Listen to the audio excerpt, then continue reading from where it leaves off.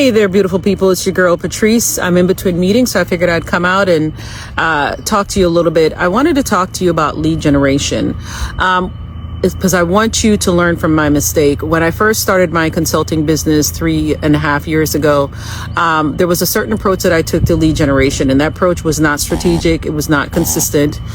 So as a result, I saw there was a dip when there was no activity. Then I saw there was an increase. Someone basically talked to me. So I'm in a business mastermind, and they talked to me about making sure I had a specific, strategic, and fixed lead generation process in place.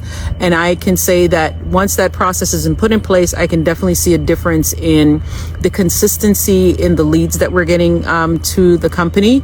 And of course, leads can of course turn into actual clients, paying clients. So just wanted to make sure that you're thinking through an actual strategy for your lead generation.